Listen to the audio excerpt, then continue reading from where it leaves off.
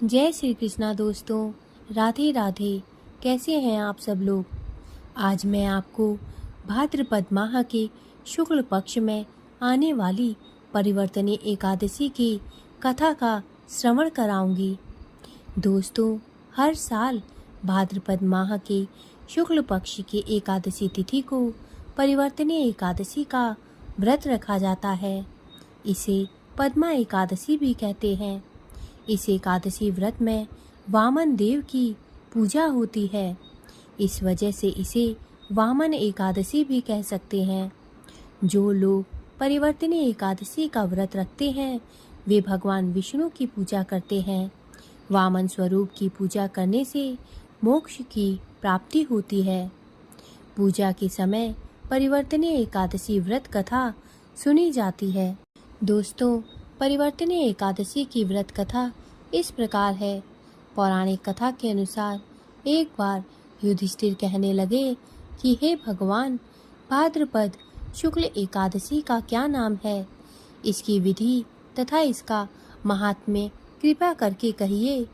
तब भगवान श्री कृष्ण कहने लगे कि इसे पुण्य, स्वर्ग और मोक्ष को देने वाली तथा सब पापों का नाश करने वाली उत्तम वामन एकादशी का महात्म्य मैं तुमसे कहता हूँ, तुम ध्यान पूर्वक सुनो। यह पद्मा परिवर्तनीय एकादशी जयंती एकादशी भी कहलाती है। इसका यज्ञ करने से वाजपेय यज्ञ का फल प्राप्त होता है। पापियों के पाप नाश करने के लिए इससे बढ़कर कोई उपाय नहीं है।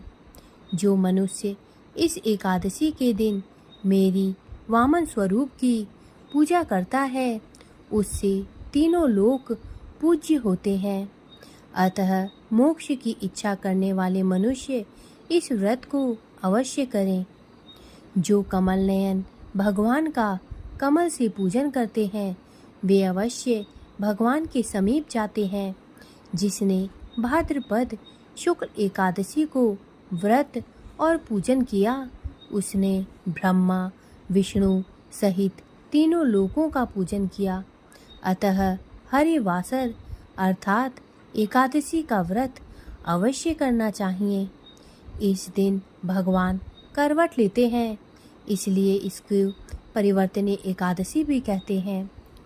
भगवान के वचन सुनकर युधिष्ठिर बोले कि भगवान, मुझे अति संदेह हो रहा है कि आप किस प्रकार सोते हैं और करवट लेते हैं तथा किस तरह राजा बलि को बांधा और वामन रूप रखकर क्या क्या लीलाएं की। चातुर्मास के व्रत की क्या विधि है तथा आपके शयन करने पर मनुष्य का क्या कर्तव्य है, सो आप मुझसे विस्तार से बताइए।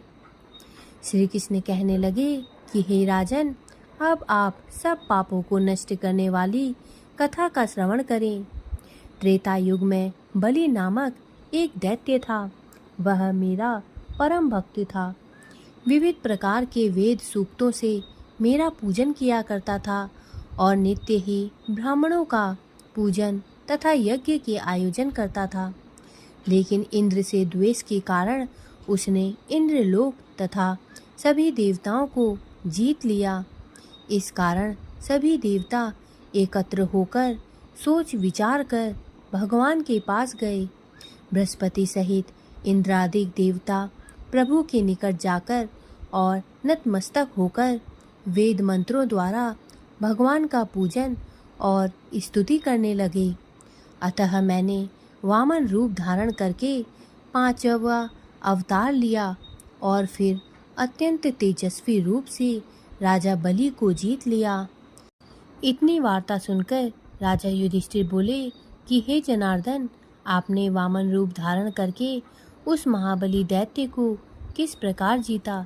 श्री कृष्ण कहने लगे, मैंने वामन रूप धारण कर बलि से 3 पग भूमि की याचना करते हुए कहा कि ये मुझको 3 लोक के समान है और हे राजन, यह तुमको अवश्य ही देनी होगी।